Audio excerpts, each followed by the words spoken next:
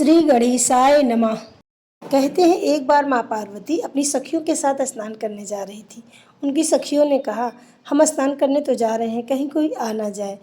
तब माँ पार्वती ने अपनी शक्ति से भगवान गणेश को उत्पन्न किया और कहा, आपका नाम गणेश है और मैं आपकी माता। मैं स्नान करने जा रही हूँ, आप यहाँ पे खड़े रहना और देखना, बिना मेरी अनुमति के कोई भी अंदर ना आ जाए। जब तक मैं ना कहूँ किसी को अंदर आने मत देना। ऐसा कहकर माँ स्नान करने चली गई। भगवान गणेश खड़े हो गए पहरा देने, माँ के लाडले।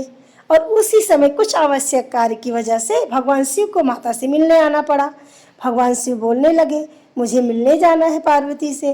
माँ के आज्ञाकारी भगवान गणेश कहाँ मानने वाले। वे कहने लगे, माँ ने कहा है मैं स्नान करने जा रही हूँ, किसी को आने मत देना। अब जब तक माँ आज्ञा नहीं देगी मैं तो किसी को आने नहीं दूंगा।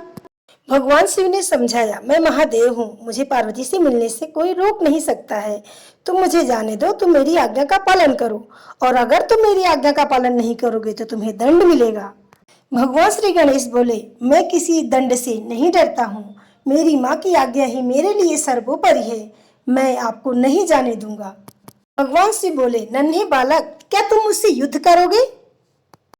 भगवान गणेश बोले, जरूरत पड़ी तो मैं माँ के लिए वे भी करूंगा। और फिर भगवान गणेश भगवान शिव के साथ युद्ध करने लगे। भगवान शिव ने अपने त्रिशूल से उनकी गर्दन काट दी। माँ का हृदय कांप गया और बाहर आकर उन्होंने भगवान गणेश की यह दशा देखी तो उन्हें बहुत क्रोध आ गया। माँ के क्रोध से तीनों लोग कांपने लगे। सभी देवता हाथ जोड़कर खड़े हो गए। भगवान ब्रह्मा विष्णु उनसे प्रार्थना करने लगे। माँ ने कहा, भगवान शिव मेरे पुत्र का सर उसके धड़ से जोड़ देंगे तभी मेरा क्रोध शांत होगा। भगवान ने कहा, माफ करें देवी, यह प्रकृति के नियम के अनुसार नहीं है। तभी भगवान विष्णु ने एक उपाय सुझाया कि किसी अन्य जीव का सिर लाके लगा देते हैं, और भगवान किसी अन्य जीव का सर लेने के लिए निकल पड़े। भगवान ब्रह्मा ने कहा, हम केवल उसी जीव का सर ले सकते हैं जिसकी माता उसकी तरफ पीठ करके लेटी हो। इसीलिए कहा जाता है, माता को कभी अपने बच्चे की तरफ पीठ करके नहीं लेटना चाहिए। अगर माँ मुख मोड़ लेती है तो भगवान भी रक्षा नहीं करते। भगवान चारों दिशाओं में घूम रहे थे पर कोई ऐसा नहीं मिल रहा था जिसकी माँ उसकी तरफ पीठ करके लेटी हो। अंत में एक जंगल में एक हथिनी मिली जो अपने बच्चे की तरफ पीठ करके लेटी हुई थी।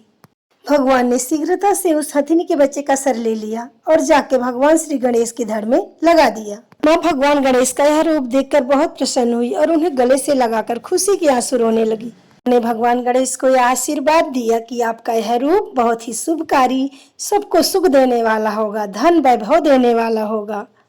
बोलो गौरी पुत्र गणेश की जय।